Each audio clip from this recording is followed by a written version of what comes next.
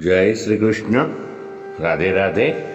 રાધે સત્સંગમાં સત્સંગનું રસપાન કરતા સર્વે આત્મીયજનો, શ્રી વલ્લભની પ્રેરણાથી પ્રેરાઈને રાધે સત્સંગમાં આજે આપણે ગોપી ભાવ વિશે જોઈએ. ગોપી શું છે, ગોપી ભાવ એટલે શું? પરંતુ તે પહેલાં આપણે રાધે સત્સંગ ચેનલને જો સબસ્ક્રાઈબ ન કરી હોય તો સબસ્ક્રાઈબ કરશો, જેથી નિત્ય સત્સંગની જાણ આપને થઈ શકે. પ્રિયજનો, ગોપી એટલે કોઈ સ્ત્રી છે તેવી કલ્પના બિલકુલ ખોટી છે. ગોપી એ કોઈ સ્ત્રી નથી, ગોપી એ પુરુષ નથી.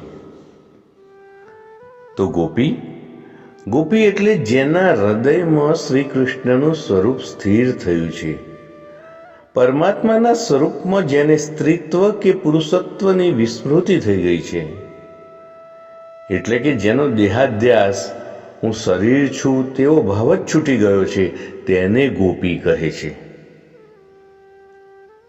તો ગોપી એ શુદ્ધ જીવ છે.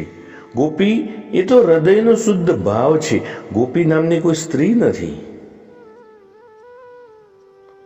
જે ઠાકોરજીને હૃદયની અંદર છુપાવી રાખે છે, જે પ્રત્યેક ઇન્દ્રિયથી ભક્તિ કરે છે અને ભક્તિરસનું પાન કરતા જે વિશુદ્ધ જીવ દેહભાન ભૂલ્યો છે, તે ગોપી છે. તેને ગોપી ભાવ પ્રાપ્ત થયો એમ કહી શકાય. ગોપી ભાવ એ તો સર્વોચ્ચ ભાવ છે. જેનું મન મરે છે તેને જ ગોપી ભાવ જાગે છે. પણ સૂક્ષ્મ શરીર, જ્યારે સ્થૂળ શરીર બદલાય ત્યારે સૂક્ષ્મ શરીર એનું બદલાતું નથી, એટલે કે નાશ પામતું નથી. સૂક્ષ્મ શરીરનો નાશ મુક્તિ વખતે થાય છે. 17 તત્વના સૂક્ષ્મ શરીરમાં આપણું મન એ મુખ્ય છે.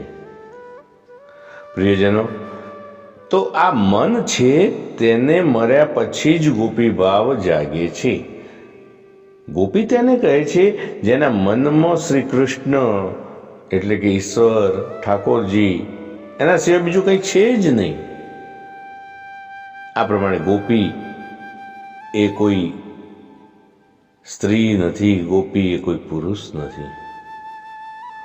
ગોપી એ તો શુદ્ધ જીવ, હૃદયનો શુદ્ધ ભાવ છે. પ્રિયજનો, આવો ધન્ય ગોપી ભાવ કોને કહેવાય તેની જાણકારી સાથે આજના સત્સંગને શ્રી વલ્લભના ચરણોમાં સમર્પિત કરી અત્રે વિરામ લઈએ. ફરી મળીશું રાધે સત્સંગમાં નવા સત્સંગ સાથે.